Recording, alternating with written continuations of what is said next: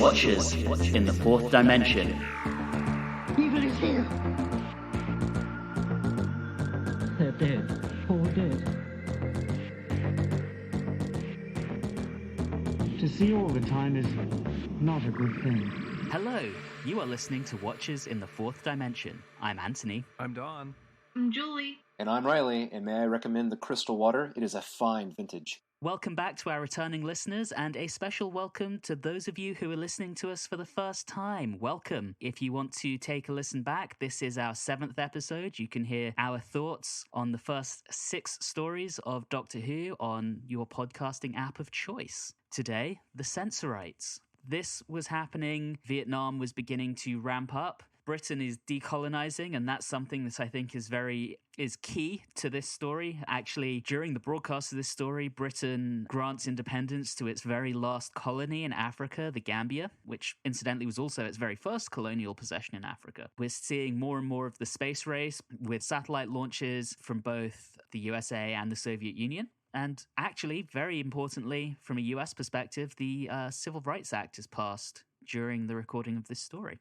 Or I should say the broadcast of this story. Behind the scenes here, this story was actually originally intended to be the first season closer, but production was continued in order to build up a stockpile of episodes, and the decision was made to instead only have a 4-week break between seasons 1 and season 2, and instead the Reign of Terror became the season finale. The Sensorites was written by Peter R. Newman. This is his first and only credit on Doctor Who. He would never write for the show again, and would actually never write for British TV again, as he suffered from terrible writer's block, which does not come through in any way, shape, or form in this story. After this, he actually took up a job as a porter at the Tate Gallery in London and died in 1975 from an accidental fall at work. The director for this one, we actually had 2 directors. So the first 4 episodes were directed by Mervyn Pinfield, who was also the associate producer of the show. He started his career as a theatre producer and then joined the BBC in the 1950s to work on live drama. And he actually invented an early version of the teleprompter, which he called the penny prompter. And he died in May 1966 at the age of just 54. Episodes 5 and 6 were directed by Frank Cox. He had previously directed the 2nd episode of The Edge of Destruction, and these would be his final contributions to Doctor Who. But he would still go on in directing TV and would direct episodes of Doomwatch, Paul Temple, and EastEnders, amongst other things. In terms of the incidental music, Norman Kay returns to us. This is his 3rd and final contribution. So he had previously scored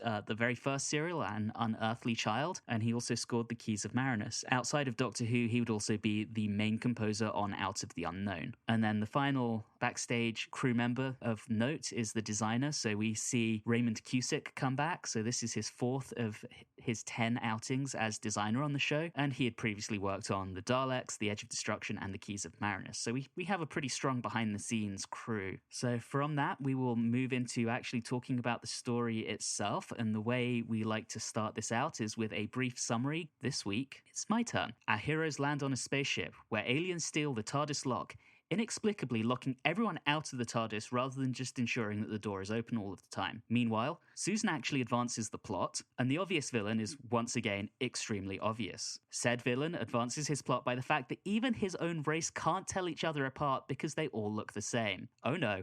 This is not playing on racist stereotypes at all. In the meantime, deranged humans are poisoning the water supply because they're evil colonialists who want to plunder the aliens' planet. And some people say that this story isn't a mess at all. How can you say it's a mess? It's got everything you want in it. It has so much depth. So many things. Sensorites, more like sense of shite, know what I'm saying?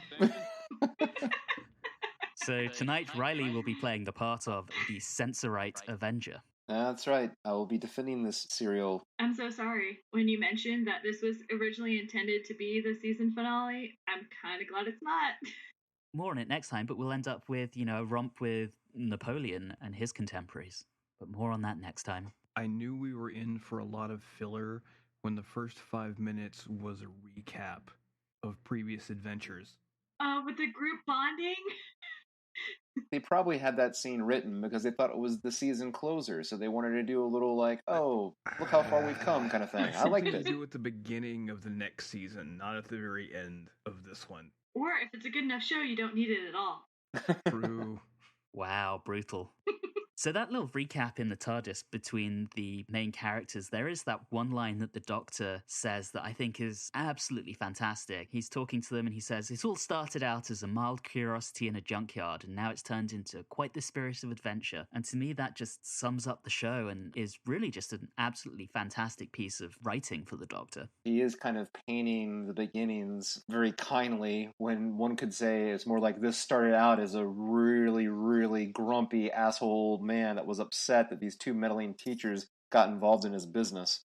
He does play down the kidnapping an awful lot. What's a mild bit of kidnapping amongst friends? I also found it funny that Barbara made a comment about why do they ever leave the TARDIS? Like, what, you just gonna sit on a ship all day? It just seemed kind of an odd statement to come from Barbara. Yeah, particularly given that, more recently the crew has, particularly by the time we got to the Keys of Marinus, they're a bit more eager to actually venture out and explore than they were in early stories. And then suddenly we have Barbara saying a line like that, which feels a little out of place. I mean, do you feel like that might be just like maybe a little writer's joke? Honestly, I think where that comes from is this was the first story to be written after any of the other stories had already been broadcast. By the time Peter R. Newman was writing this, An Unearthly Child and The Dalek were being broadcast, or already had been broadcast. So he's got this view of where Barbara and Ian are more unwilling travelers than they are in the other stories by this point. And I think that's where that line comes from. Once we have our little recap, the scanner is broken, so they can't see what's outside, so they're venturing out into the unknown. I'm trying to make this sound good, guys. Help me out here. All right, I will argue with you right now. This first episode, the way they set the table and how they close it in this first episode, Strangers in Space, it's the best one of the entire serial. No, okay, if you're going to defend it, you have to say it right. Strangers in Space!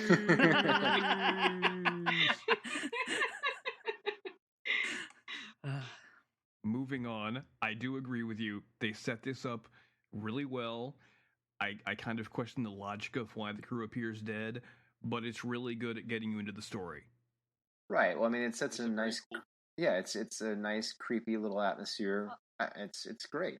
Can I talk about how they have more circles on set? Raymond Cusick does love his circles. I don't know if anyone else noticed, I'm jumping ahead a little, but when we actually meet the Sensorites, their feet are circular. Yes. Yes. All right, so we'll come back to that. So we meet these people who appear to be dead. They're just in very long sleeps. That's kind of what I feel like I need at the end of a long week. But then Captain Useless wakes up. Yes. What I found interesting is they emphasize the heartbeat. That was a nice bit of sound design.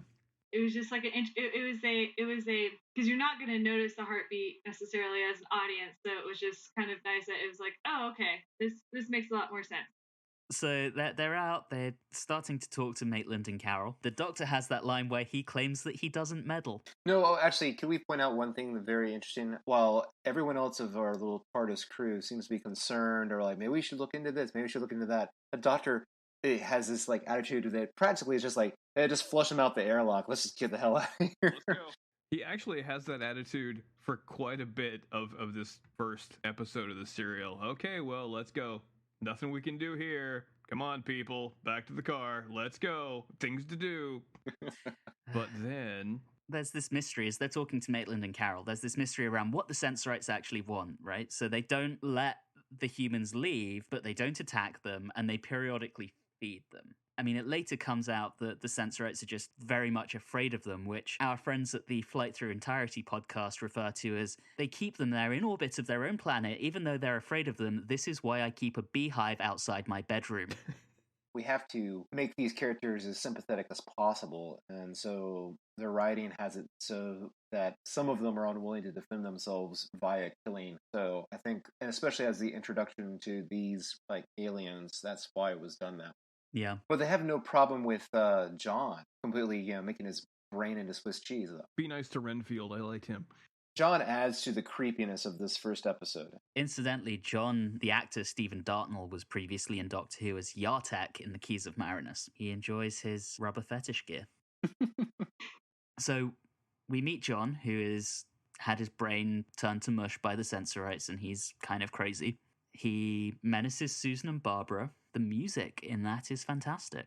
very tense. I'm going to confess, most of my comments on the music in the serial were shrubbery. Oh, yeah. But, you can't be disappointed. You can't enjoy a nice sudden dramatic music. I enjoyed the shrubbery chord, but it happened just a few times where someone would say something mildly dramatic, and I'm like, there it is. Yeah, they did. It definitely went to that well a lot. Yeah. Good times, though. The problem is we have Norman Kay coming back after, in the Aztecs, we had someone who would go on to win a BAFTA. The ability of Norman Kay versus the ability of the gentleman in the previous serial is noticeably lesser. I agree with you on that. I mean, there were elements that were good, but as Don said, it's like it wasn't fleshed out enough. Yeah. So John doesn't attack them. He just breaks down and cries instead. John is portraying the role of Susan in this episode. Wow. And Susan is basically portraying the Sensorites' greatest threat because they don't like noise. This could have been one episode. They locked the Sensorites in a dark room with Susan, who is terrified, and they would have given them anything they wanted just to be let out of it. So here's where I think this first episode doesn't make sense to me. After John breaks down and cries, we come back and find that the Sensorites are close, right? There's a noise that's caused by their ships. They're approaching, but they've already been on board and stolen the TARDIS lock. How did they leave in complete silence? And on top of that, Carol can sense their presence, and she didn't before. Or were they just still there? I think, you don't even know how many Sensorites we're talking about here. I mean, I think, Carol being able to sense their presence is where that really falls apart for me, because she couldn't before, and now they've got a spaceship coming up to them, and she's like, oh my gosh, the Sensorites, I can sense them. This happens every time, except a minute ago when it didn't. Right. Well, I mean, it's in their name. I mean, you can sense them because they're the Sensorites. That joke was wrong. That is not the only pun with that I have in my arsenal. Be prepared. Moving on, we suddenly show up in a Twilight Zone episode. Oh, I know, but I love that bit. I love that bit so much. I think it's great. Wonderfully creepy. Yeah, it's a phenomenal shot. It's a fantastic cliffhanger, and it's just so out there, and what the hell? I was more like, if they came on a ship, why the hell is he standing outside? He wants to he wants to observe them. He wants to scare them. Creeping up behind somebody, you can scare them just as well. This strikes as me as like, oh guys, we need to have a cliffhanger. You stand outside the ship. That's great.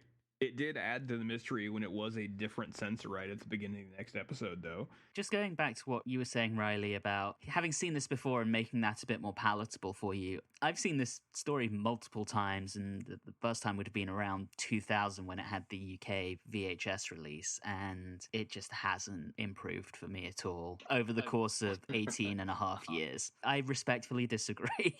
There are some good moments, though. I think we make jokes about Ian and his love of violence. It's in the first or second episode of this when the doctor tells them, don't attack them. And Ian just like, so what? What do you mean? Can't I use violence to defend myself? And really overreacts a little bit in a very hilarious way. Ian's just developed that bloodlust. He just can't let it go. Yeah, he just can't get away from it. So we move into episode 2, The Unwilling Warriors, where we have a different Sensorite. Maitland and Carol just freeze, which is great. Thanks, guys. You're really helpful. The Doctor and Ian help Maitland overcome the control, which is nice. Captain Boring gets to do something. But he complains about it and says it won't do any good. God, he's useless. Incidentally, the actor who played him, Lorne Cossette, he doesn't do anything else on TV or on film for another 18 years after this, before reappearing in a show called Captain Power and the Soldiers of the Future. Wait, I know that show. This seems to make him just give up That's useless. on Why bother? actual filmed acting for 18 years. And then, to get back to the plot, I should say, John is receiving psychic instructions from the Sensorites, but is fighting them. What's going on with the Sensorites at this point, guys? They're just floating around. They're just trying to spook them. Their onesies are just on too tight. Those costumes, they are not flattering. With those round feet and everything, like, just wearing that costume as an actor would have just been so bizarre. Well, that's why they have those masks on, to hide their shame. And they look like they're walking sacks of potatoes. I kept going, okay, is this supposed to be flesh? Or are we on the planet of the onesies? What Also am I keep in supposed to be mind- looking at? But also keep in mind, these costumes play an important role in that they are the only way for the audience to identify which Sensorite from the other Sensorite. And as we find out later, that is how the Sensorites themselves are able to fool other Sensorites as to which Sensorite they are. Okay. If your society can be taken over by the local guild of tailors and seamstresses in an afternoon, you need to rethink your society. Sounds like a good time to be a tailor. Right? I actually thought that the simplistic costumes were kind of cool. They're very, very 60s. Can we discuss the faces? Could they even see out those things? I'm not sure. Was there facial hair, like a wig that was glued onto their chin and then like pasted upward? It's some sort of weird albino Amish thing going on, and I don't understand. You guys have put way more thought into this than I ever wanted to. And then once we get into the, meat of this serial and you get up close and have scenes with them, it's disconcerting. That, and I think like the really long eyelashes, One of the critics, probably Sandifer, talks about how the facial masks really plays off kind of stereotypes of what British people would assume that people from China, and particularly the old wise men, that kind of trope, might look like. So you pair that with the fact that supposedly they all look the same, and that's really quite offensive when I think about it. Yeah, I think that was Sandifer who talks about that, because she's very keen on how this is an anti-colonialist story, basically an anti-colonialism story, but there's that one thing that doesn't quite work, and that's the fact that the Sensorites can't even recognize each other because they all look the same. Because I thought the vocal choices were quite interesting. I especially liked the Sensorite who had like the very weak and feeble voice, and it was just hilarious to me. I thought that was done intentionally in order for us to be able to know which one was which. So they're on board, everyone's kind of scared of them, and our favorite character, otherwise known as Barbara, works with Susan to take the lead on how to resist them. And I'm delighted that Susan is being useful here. Barely a scream. She made a noise, but it wasn't a dramatic moment, I don't think. Susan's making choices here. So we have Ian's theory that John has found something and that he's been silenced by the Sensorites. And the Doctor figures it out because he's the Doctor. And there's a very rare mineral called molybdenum. Molybdenum! Well, they seem to have a lot of it on the Sense sphere, which is a really lazy name for your planet. Very boring and functional. Perhaps the planet name came before their name, so it was originally the Sense-sphere, so what would you call the people from the Sense-sphere? That's true. Think about that. I've offended the Sensorites. I thought you liked them. Incidentally, Reilly's not alone in his love for the Sensorites. Yes, and his name is Russell T. Davies. Hey! All right. I knew I had someone on my side. So the Ood sphere, which is the home planet of the Ood, is mentioned as being close to the homeworld of the Sensorites. So, Reilly, you are not alone, even if the rest of us are not so hot on this story. All I know is that I got a Doctor Who showrunner on my side. Who do you guys have? Probably every other showrunner who's not Russell T. Davies. So as soon as the Doctor says molybdenum, Maitland and Carol come under psychic attack, so he's clearly along the right lines. And so Ian and Barbara go Sensorite hunting through the ship. Are we getting to the point where the Doctor kind of goes a little bit crazy and eventually gets to the point where he's like, do as I say, basically? I think that's episode 2. Episode 3. There's at the end of this episode. No. She's right. Yeah. Yeah, and then they fight a little more at the beginning of the next episode. Sorry. I have this twice. Yeah, it happens first in this one, and then he does a repeat of "Do as I say" in the next episode. Does it do as I say to Barbara? In this one, Susan's being useful and says, "You know what? I'll go down with him to save my friends and these people." And then the Doctor just browbeats her, and it's awful. And of course, it's Susan who's the one who's telepathically contacted by the Sensorites. So for once, Susan's given the job of driving the plot forward. The Sensorites make a comment about how once more they trusted Earthmen to their cost. So some good foreshadowing there. Have any of you guys kind of thought about what it must be like to be watching this in 1964? actually having to watch this in real time, and there are these little hints in episode 2. You don't find the resolution for another 4 weeks. I appreciate it. I liked it a lot. Well, spoiler for an episode that comes later, when you find out that the water is being poisoned, where the foreshadowing is so not subtle, you immediately realize what's going to happen right after they said, "Oh, he didn't have the same water." I'm like, okay, well then there's your problem. Anyway, we end the episode with Susan agreeing to go to the sense sphere. We have already covered, the way that they stop the Sensorites from creeping around on the ship and actually be able to start a conversation with them is through turning out the lights, right? I just wanted to point out their weakness one more time if we haven't.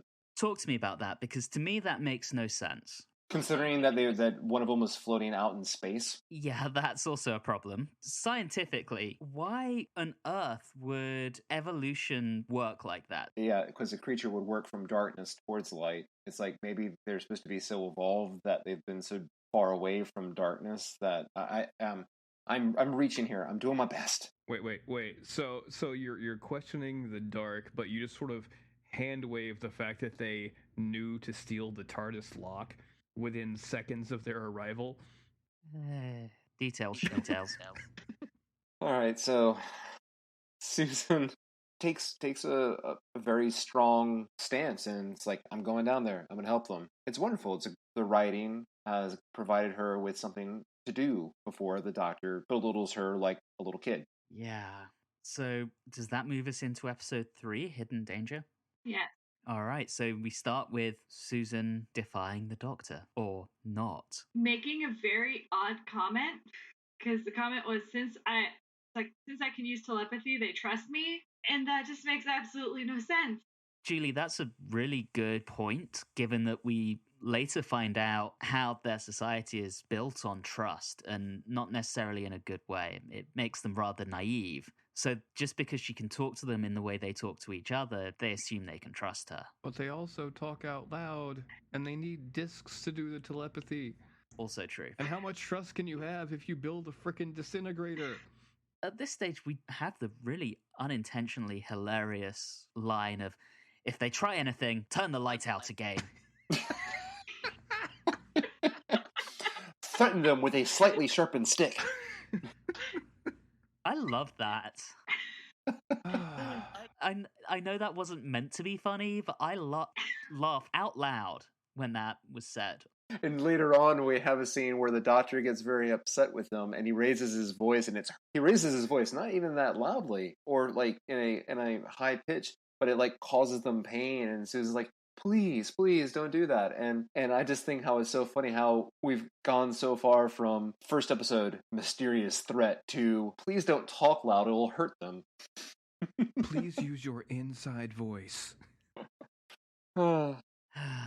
Yeah, and of course we find out that the Sensorites had a bad experience with humans 10 years earlier, and that they've just been dying off ever since. The humans shouted at them a lot, caused them much pain. Stole their light bulbs. It was terrible. Like all colonial forces, I'm sure that the humans brought guns, germs, and steel. It's that same concept. It's very much drawing off of that colonial narrative. And I think while the Aztecs was maybe a little more subtly anti-colonial, here this is very overtly anti-colonial. In the Aztecs, it's the Westerners show up and bring disease and weapons, whereas here it's the humans show up and bring disease. So anyway, we head down towards the planet, the Sense Sphere, and Barbara and Maitland stay on the ship, so no one is crying about Maitland staying on the ship, right? And there he stayed for the next 18 years until he resumed his television career. And, of course, Jacqueline Hill is off on her 2-week vacation. Which is very sad. Sad, but probably very well-deserved, because she's been carrying the show a lot of times. All right, so we're down on the Sense Sphere. And this was something that was kind of commented on with the circles, but the architecture is very similar to that on Skaro and on Marinus. It's all very few straight edges. It's all kind of curves, all lined up. And I'm kind of thinking, Ray, what are you doing, man?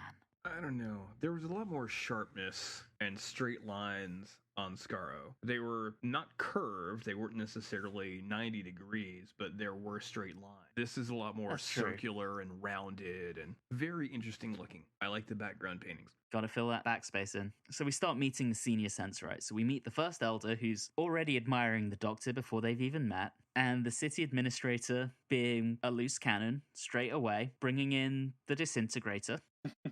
Because they're a trusting race. And he breaks the fourth wall, talking about killing the humans. Destroy all humans! His whole, people got, taken advantage of by a group of humans.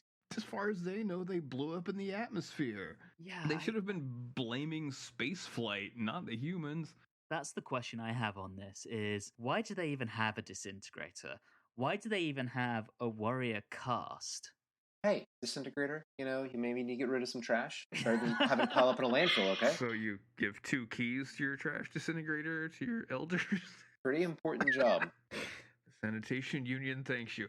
I mean, the fact that they're referred to as the warrior caste as well, I mean, that's, I think, a very deliberate colonial parallel, right? So Indian society had castes. And I find it interesting, too, because, outside of, when the humans showed up, it was just them there. Or at least they were led to believe so. I don't know that there's any other race or anything on Sensphere. So it's who are they warriors of? Right. And let's say they're good warriors, and they attack, and they frighten their enemies, and their enemies scream. So Which then makes they them lose run the away. battle because they were good at being... Yeah. They are a brave crew. They will run into any battle unless it's night or maybe getting close to dark. I just don't think this has been well thought out. So anyway, the city administrator needs a lozenge and is super bad, and... He's a bloodthirsty chap, isn't he? Between him and Toltoxadil from the Aztecs. Toltoxadil! Okay. Any day of the week, there was at least a logic to what he was doing, and this guy is just, I did not like this bad guy at all. Now is the summer of our sweet sacrifice. So the first elder agrees to cure John because he recognizes him as a good man, despite John previously wanting to plunder the sense sphere, because this makes sense. So we have the second elder. He intervenes on the city administrator's bloodthirsty plans and calls him out, but in a really kind of passive way, because he's kind of a wet blanket. As are his people. I mean, I feel like the second elder is a wet blanket, even by Sensorite standards. Oh.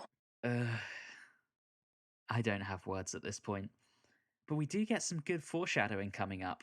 Or I'd say good foreshadowing. It's really, I think, goes back to the extremely not subtle point that you guys were making about the water. That puts the B in subtle. That's what that did. Subtle.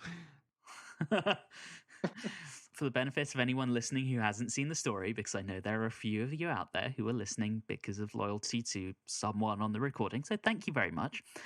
Basically, the doctor's starting to say, well, why are your people dying? And he's starting to already kind of go, yeah, something's not right with the water. And the plot is going, water, water, water. It's all about the water. There's spring water. There's the water from the system. And Ian drinks some of the water that they were originally given rather than the fresh spring water. This is not a subtle setup in any way, shape, or form. And no offense, but it was also not exactly the best I'm slowly dying of poison acting I've ever seen. Yeah. Also, we, at this point, slightly between when Ian drinks the water and starts suffering, the first elder gives us an explanation on the emblems of office. This is also not subtle. Tell us how Sneech Society works, Elder.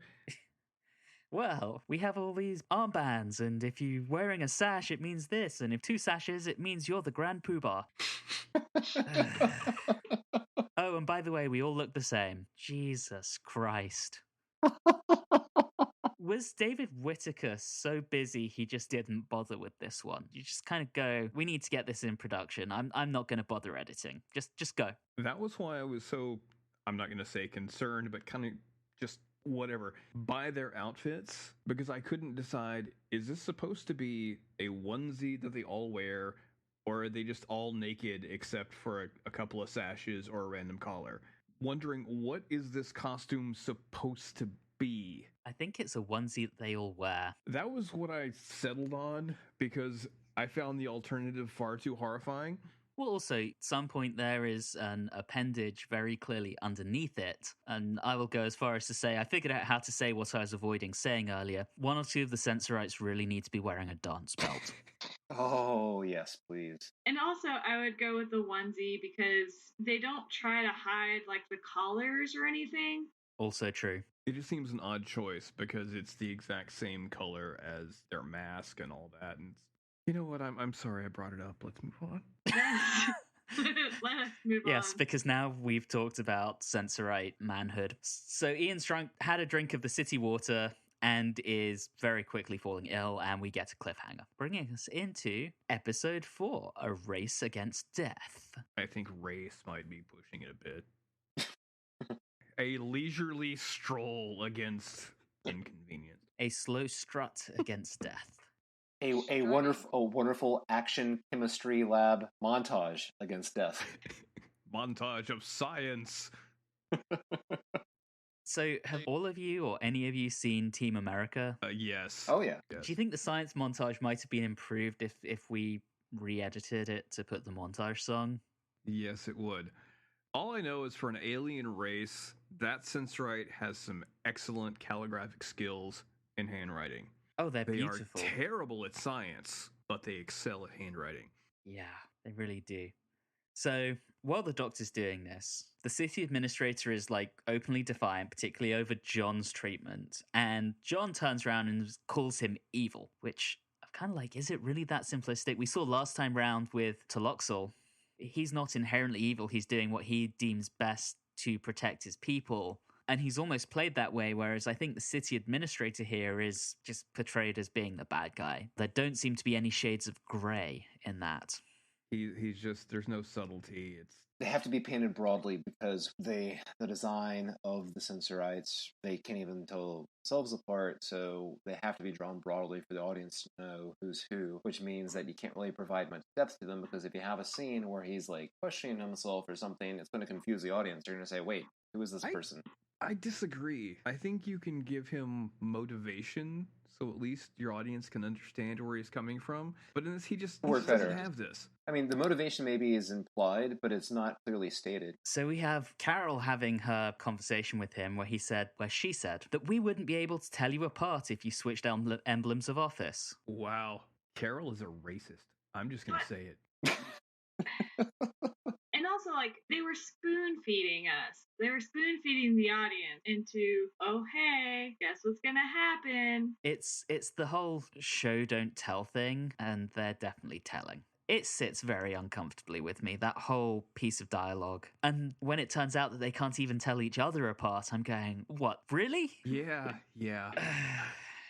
So speaking of Carol, Ilona Rogers, who plays her, this is her only contribution to Doctor Who in its entire run. And after a few more years, she's done with British TV and actually moves to Australia and New Zealand and then back to Australia. And she ends up in Hercules: The Legendary Journey and in Power Rangers Dino Charge. I mean, Ow. I just think that's something really, really unexpected.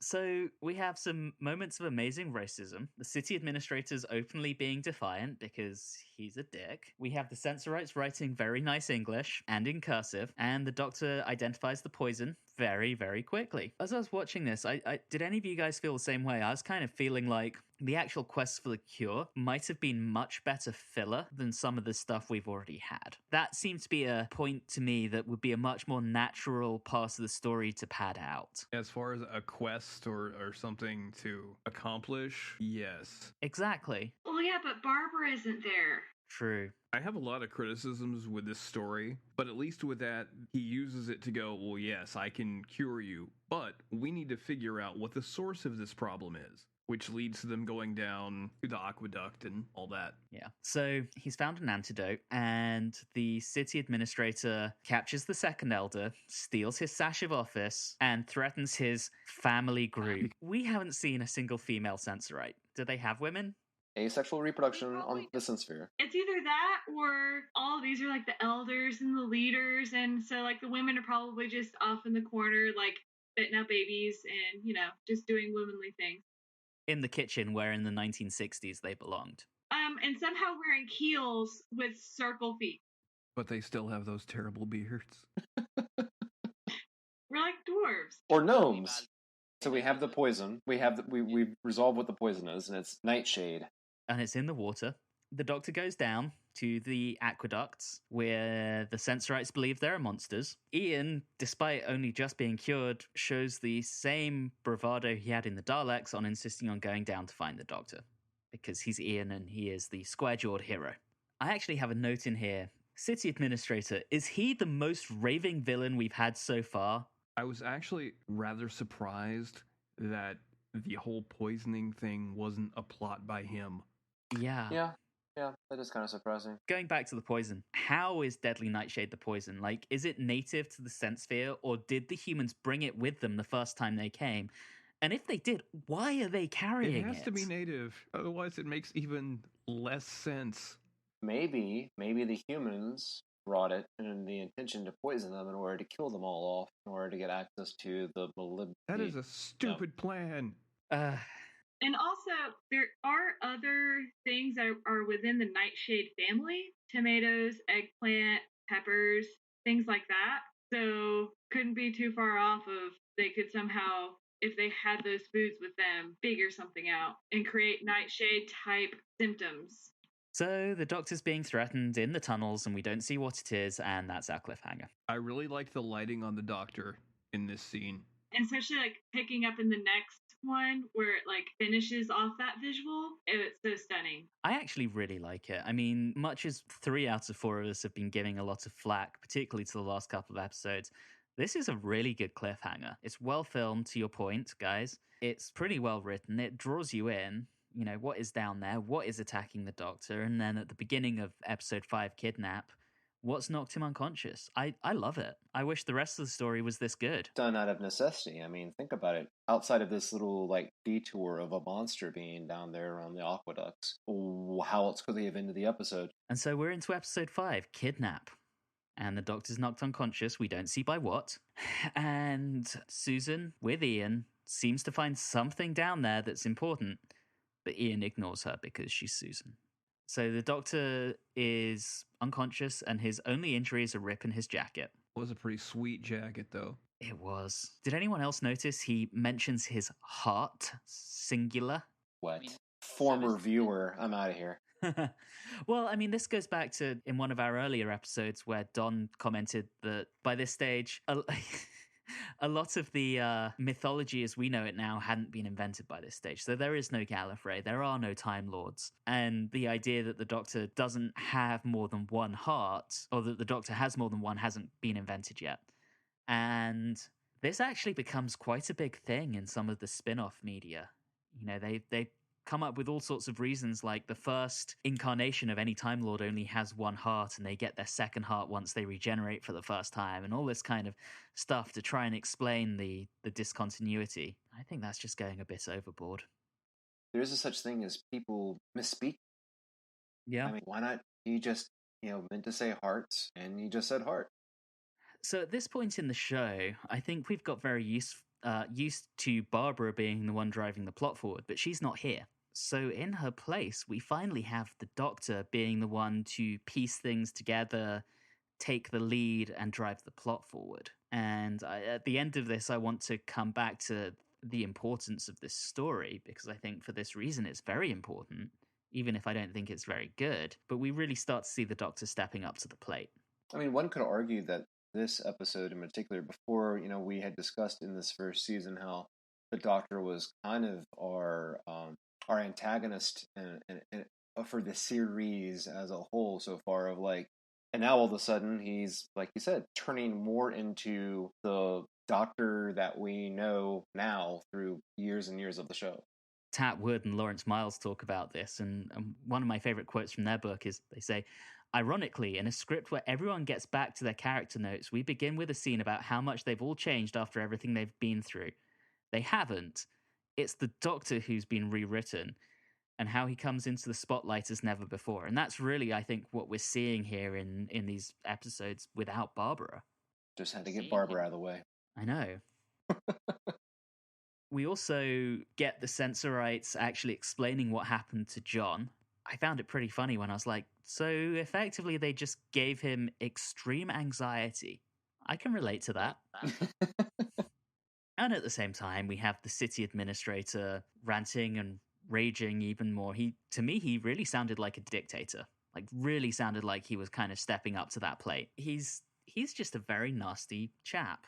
Say chap, that almost humanizes him. But anyway, he gets into a fight with the second elder, and the second elder breaks the key, and then the city administrator and his crony just kill him and plan to blame the doctor. Thanks, gentlemen. Also, did anyone notice, kind of while this was all going on, there was also a scene where Ian and Susan are standing around, openly wondering what Barbara is up to on the spaceship. And I was just thinking, yeah, me too, I'm also bored. Hey, she was up there with Mr. Fun, Captain Maitland, so I'm sure she was having a great time. So somehow throughout the majority of this, I had a few notes of what happened to Barbara, because I kind of missed that she just stayed up there somehow. And I'm just like, I'm so confused. Where'd Barbara go? Well, we get her back in episode 6, so we're not far away now. Oh, it's so close. I know. So we have the city administrator impersonating the second elder. The Sensorites give the doctor a very nice cloak. I really liked that cloak. I kind of wanted to know how exactly they're making cloaks when they just do sashes and weird collars. We don't see anyone else wear anything like that. You do not. So that actually conveniently becomes a plot point very, very quickly, almost like it was planned to be, and there was no foreshadowing whatsoever this time. Good job, Peter Newman.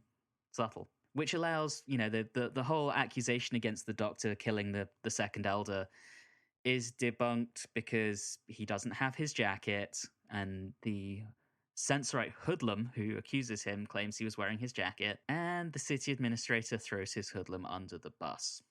And then the TARDIS crew suggests the administrator is appointed as the second elder. Jesus Christ. Obvious villain is obvious, and no one notices. Yeah. Reilly, do you have anything to say in defense here? I will say that every serial has its low points. Just one? And this one just keeps on digging. This part here is weaker than most of the serial, and you just have to brush past that and focus more onto the TARDIS crew going down back into the aqueducts, because that leads us to something a little bit more interesting and less terrible. Is it though? Is it? So, as soon as the city administrator is appointed, he's immediately a dick to Ian. Like, immediately. You will address me as Sir. It's getting a power trip. Come on. I wish Ian had just yelled at him. These are not threatening creatures. Just blah, and that's it. It's over. And then from there, he's in the right place at the right time to deflect constantly until Susan, again, I wish I'd been counting how many times she does something useful in this story, because it's probably more than the rest of Doctor Who put together that she's in, actually coaxes it out of John that the evil Sensorite is the city administrator, and basically they've screwed themselves. Cue dramatic music. The Doctor and Ian decide to go back into the aqueducts, and the city administrator sabotages their weapons, which the Doctor says he's never liked weapons anyway, so that's a nice little trait. He prefers rocks. Sharp, pointy rocks. Brutal. And then we get Carol being kidnapped as the cliffhanger. Oh, but you missed one of the best lines. Oh, what did I miss? The thick, juicy steak to small, juicy fruit. I thought that was going to be added to the camp count, because that sounded really campy to me. Hashtag thick. Thick. We're into episode 6, A Desperate Venture. So, final episode, and we start with the second elder having kidnapped Carol, the new second elder, I should say, kidnapped Carol, and he forces her to write a note. The cad. I hate that it's happening because, okay, yes, let's kidnap the useless damsel who hasn't really done too much to advance the plot. And what she's writing and what they're saying that she's doing doesn't make any sense after, the conversations they've just had. So it's just kind of like, I don't understand what's happening here. Yeah. So much of my notes is just, what? They're not the Sensorites. They're the that don't make no Sensorites.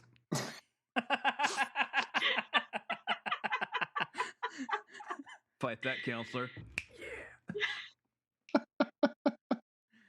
So, firstly, we get Barbara back, and she has a magnificent space tan. And she comes in and she's like, oh yeah, by the way, Carol just got kidnapped. Just thought you might want to know that. Like, she just comes in and is like, bam, I'm amazing. I Pretty love it. much. They get the note from Carol, and they immediately know it's fake. They take it to the First Elder, who confirms that it's fake, but struggles to believe that she could be being held by a Sensorite.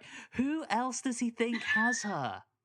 Another human. I mean, seriously, you just can't make this up. But someone did. Is this where we get our discussion about maybe you shouldn't trust people all the time without getting to know them? It's somewhere in this episode. Yeah, if it's not now, it's soon. So It's the important lesson of this episode for the kids. this kind of gets painful. So Yeah, just keep going. Let's just get through it. So John comes to the rescue of Carol.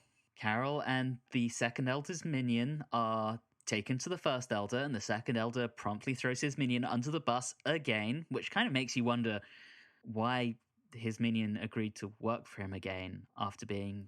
That wasn't his minion, that was his submissive. There we go. Command me! Oh, yep. I think, well, can we also point out that I'd totally be fine with some hokey sci-fi names here instead of First Elder, Second Elder. Yeah. They could have names, but they're calling them by their titles. I mean, that's just Sensorite, like, civilization. They don't have names. They just have titles. Maybe. So Ian and the Doctor are lost in the aqueducts at the same time, and they find something moving, and it turns out to be another human. It's one of the survivors from the previous expedition, and none of us are surprised. None of us. Ugh. The title of this episode is just going to be ugh. Okay, so they find another human. Yep. They're going to be taken to where all the other ones are. So I actually thought the sets in the aqueduct were very well realized. They look great. I agree. Here is where we get the tie-in historically to the concept of people from a previous, like, war or conflict being underground, not knowing that the conflict is pretty much past. Right. So I don't know if any of you have seen the TV version of The Hitchhiker's Guide to the Galaxy, but the commander and his people really reminded me of the kind of rather posh people who settle on the newly formed Earth in that show. They're utterly deluded, and they're just kind of upper class and bumbling, and yet somehow they've managed to start wiping out the indigenous people of the planet. Well, it's funny to me as when they lead the humans out of the caves. I like that the first two kind of like henchmen humans, like immediately when they walk out, there's a Sensorite armed in front of them. They don't even like fight or anything. They're like, oh shit. And they're just like, oh boy, can't believe we fell for this. We have a posh bloke fighting a war for minerals. It's very British Empire. He's bonkers. Like, as they're about to head out, he turns to one of his cronies and says, "Assemble the men." Well, there's only one more of them. I mean, I don't know whether that was a discrepancy between the script and how this ended up being made, or whether that's just intended to show that this guy is completely batshit insane. Finally, they're captured, and they get to send them back. I mean, the Sensorites say like, all right, well, even though these people have been poisoning us, sure, just get out of here. But I just find it interesting that after this whole thing about the Sensorites saying they know about the molybdenum, we can't let them go, they just say, okay, bye. Much like us, they were just ready for it to be over. Oh my god, they really were. Well, maybe it's because, after meeting the TARDIS crew, they realized maybe there's some hope for humans. They're not all going to be just awful. You're reaching so hard. So anyway, they let them go. Our evil bad guy is apparently exiled, but that's off screen, so we don't even get that. And we have the first Doctor, or the Doctor, I should say, turning around and saying, "You didn't kill him. That shows great promise for the future of your people." And that, to me, kind of just sounded like him saying, "Congratulations on not being a savage." Yeah. Pats him on the head. It's just so patronizing. So they all get into the TARDIS and leave. And we get the revelation that Susan's psychic abilities were enhanced by the sense sphere and she won't be able to continue with them. And so that's all of her character development ended from this episode and just kind of thrown over your shoulder, which actually is something that Sandifer talks about a lot. She says, as soon as she is back in the TARDIS, it's back to normal, with it being made explicit that her psychic powers will fade. The Doctor makes vague promises to work on the abilities when they return to their homeworld, but it's obvious that this is not going to happen and Susan is not going to grow up. I cannot believe we did not mention that. I'm pretty sure there was mention of Gallifrey. Not by name. Not by name, okay, but the description was still consistent. Yeah, Susan talks about her planet with the orange sky when she's talking to, I think, the First Elder, and even talks about being a little homesick, so she wants to belong somewhere. It feels like we're being prepared for a potential departure of Susan. I think it was by this point they were beginning to start talking about the prospective season 2. I don't think it had been greenlit yet. But in their early discussions, they decided that either Barbara or Susan would have to go. Of course, they choose the women. And how dare they try to get rid of Barbara? I don't think it was a hard choice. and I like Carol Ann Ford when they give her something to work with. But, I mean, in general, this story, she has been so much better. That's something that I think ultimately leads to Susan leaving and the decision being made easy as to which one of them should go. Carol Ann Ford starts complaining about the material she's given and the characterization of Susan. So even Carol Ann Ford is unhappy at the treatment of the character. Don't blame her. Speaking of leaving, the Doctor just threatened to kick Ian out the next place they land. It's so much fun. They're back to their squabbling. I love it. So I really love how that plays out, because the Doctor says that he can't steer the ship. Then Ian basically says, well, yes, you can't steer the ship. And the Doctor's like, how dare you? I just love it. It's amazing. And that is how we end this marvelous story that we have all loved so much. Damn right. Before we go ahead and reveal our ratings, let's do our metrics. Yeah, what are our metrics now? So we'll start with the Susan freakout count. Over to you, Julie. Is there anything this story that has upped the count? She had a slight subdued version of yelling grandfather in the first episode, so Strangers in Space. So we might count that as 0.5 because it wasn't as stellar of a performance. And then she had another one in episode 35, Kidnap, when she found the Doctor after he had been knocked out. We'll go with 1.5. Wow. Do you have the running total? 39.5. Ooh, we're 1 off 40. Will we get to 50 before she gets written out? Stay tuned. All right, so we have the Ian murder count. Now, correct me if I'm wrong, team, but I don't think Ian murdered anyone this time round. I think you're right. No. He almost got murdered himself. Good job, Ian, on not succumbing to bloodlust this time But round. he really wanted to. They got mad when the Doctor told him no. He did. And then finally, we have the camp count. Well, I believe there was a count of at least one, right? I'm going to add the commander to that as well. He's very over the top. He's utterly deluded. I think that the actor, John Bailey, is really chewing the scenery when he shows up. And he'll come back to Doctor Who a couple of times, but I'm going to count him in the camp count. So we're up to 2 here, which I think brings us to a running total of 5. All right. Let's go ahead and rate the story. And since Reilly enjoys this one so much, let's start with the one vote that I know is going to be good. Over to you, Reilly. Okay. Ladies and gentlemen of the jury, Your Honor, what can I say about the Sensorite? Is their face look like it's been chopped up and rearranged and placed haphazardly back upon their face? Sure. Is there no consistency of the logic of their plots or schemes? Also true. but you cannot deny their heart. You cannot deny their wanting to find us. All right, geez, I can't do it. All right, it's just got some fun stuff in it. It's not as bad as everyone's saying. I promise you, it's not terrible. Just enjoy the funny face monsters. Enjoy the suspense of the first two episodes and the episode where the doctor goes down to the aqueduct. And now, if you allow me, before I give my rating out of 10, I'd like to break into a song. I said I'd get up in the morning, slaving for crystal water, so that every onesie can be worn. Oh no, the Sensorites. 7 out of 10 snug onesies. Awesome. Thank you for the song. Mr. Don. Oh God. It's not completely terrible in that there are some really good ideas in here.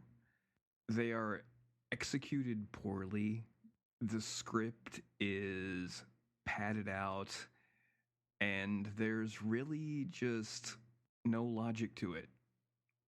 I'm glad to see that Russell Davis went back and mined some good stuff out of it for the Ood, but it's just frustrating to watch and honestly kind of boring in quite a few places. I'm gonna give it 3 out of 10 questionable metal things on foreheads. Julie? Kind of give you a thought process of where I'm at. I had quite a few notes that said, I watched this entire episode with my dog playing with a squeaky toy in the background, and I didn't care. It's boring in a good number of parts. It did not keep me interested throughout most of it. So much of it didn't make any sense. And I mean, my thoughts were pretty well known. And Barbara wasn't in it for some of it, which I also thought was a hindrance. So I'm going to go with 4 round shoes out of 10. Okay, so yeah. I think there's a good idea somewhere in here. It's horrendously padded. It's badly paced. It feels like it could do with maybe at least 2 more rounds of editing to get it into something that would have actually been a good story. The idea behind a psychic race that is somehow dangerous is a good one. I like the notion that there's a human conspiracy to kill them off as well. It doesn't feel like it quite works at this point. It doesn't feel cohesive. And for me, I'm with Julie in that I found it very boring. I'm also going to follow Don and go for 3 doses of deadly nightshade out of a potential 10. We almost have a complete reversal from last time. Last time round, Reilly was the only one to not rate the Aztecs, and the rest of us loved it. And this time round, Reilly, you're the only one really rating the Sensorites. I am a contrarian, what can I say? One thing I wanted to touch on before we call it a day is, while this might not have been very good, there are some elements that I think make it a rather important story in the overall development of Doctor Who. And I wanted to see if you guys agree. I mean, firstly, there's the fact that the Doctor's a much softer character up until the final cliffhanger where he threatens to throw Ian out of the TARDIS. But, you know, he's coming in and by the time he finds a cure for the disease, he doesn't have to stick around and find the root cause. They can theoretically live on, right? Just utilizing the cure whenever any of the Sensorites get sick. But he decides to stay for no other reason than it's the right thing to do. So I think that's a huge divergence from what we've seen in terms of the previous dynamic. And I think it's a sign that the show is really moving in a different direction and closer to the Doctor Who that people see on TV today. Well, I mean, it's the first sign. I mean, as has been said ad nauseum recently with the new season, Doctor Who is a show that has changed a lot through time. Is a show about change. This episode is the first step of a change of the dynamics, the change of in how the characters behave compared to everything we've seen previously. And I think to that point, this is the first real story where we see the Doctor driving the plot rather than Barbara. And admittedly, through most of this story, that's out of necessity because Jacqueline Hill's obviously on her vacation. It marks a shift in how the show is structured. This is a concept that Tapwood and Lawrence Miles buy into heavily, and they even go as far as to say, and I quote, "This is quite possibly the most important Doctor Who story of all. He elects to go into a hazardous place and save a planet because he's good. And it's at this precise point that Doctor Who, as we understand it, comes into existence." And you guys are giving it low ratings. What can I say? Important does not mean good. That was the point I was trying to make. Exactly. Well, I think, unless anyone has anything else to say, that is all we have time for this evening. Thank you for listening. Join us next time round as we discuss The Reign of Terror, the final story of Season 1. Thank you and goodbye. You have been listening to Watchers in the Fourth Dimension with Don Smith, Julie Philippak, Reilly Schreck, and myself, Anthony Williams. This episode, Makes No Sensorites, was recorded on Friday, February the 1st, 2019. You can find us on Facebook, Instagram, and Twitter at Watchers4D. If you're enjoying this podcast, please leave us a review on either iTunes or Stitcher. And always remember, just because the people that you can't tell apart from each other also can't tell each other apart, it's not any less racist.